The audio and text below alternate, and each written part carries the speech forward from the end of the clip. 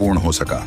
विवाह के तुरंत बाद उन्हें वनवास मिला और राज्याभिषेक के दिन ही उन्हें राजमहल की जगह वन की ओर प्रस्थान करना पड़ा। यह सब विधि का विधान था। जब इस दुखद परिस्थिति का कारण पूछा गया तो महर्षि वशिष्ठ जी ने कहा, सुनहु भरत, भावी प्रबल बिलखी कहे मुनिनाथ, हानि लाभ जीवन मरण यश अपयश विधि हाथ।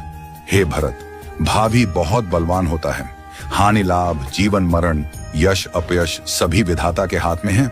मनुष्य चाहकर भी भाग्य को नहीं बदल सकता।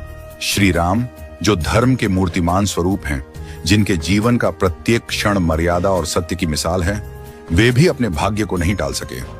उन्हें वनवास मिला, पत्नी सीता को खोना पड़ा और अंत में उन्होंने स्वयं सरयू में जल समाधि लेकर अपनी लीला का समापन किया।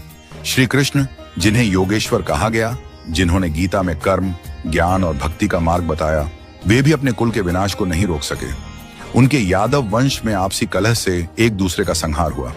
महादेव शिव जो महामृत्युंजय के अधिष्ठाता हैं, वे भी अपनी प्रिया सती की मृत्यु को नहीं रोक सके। त्रिकालदर्शी होकर भी वे विधि के विधान को नहीं बदल सके।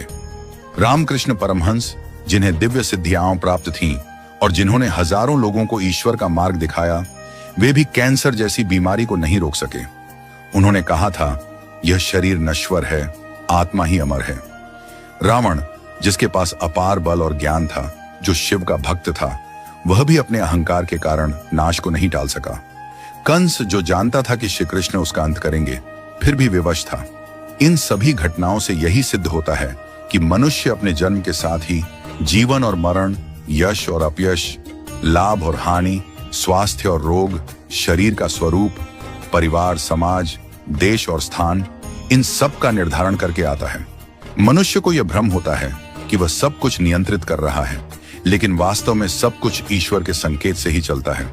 इसीलिए साधक को चाहिए कि वह मन, वचन और कर्म से सहज, सरल और सदाचारी बना रहे, सदैव प्रभु का स्मरण करता रहे और अपने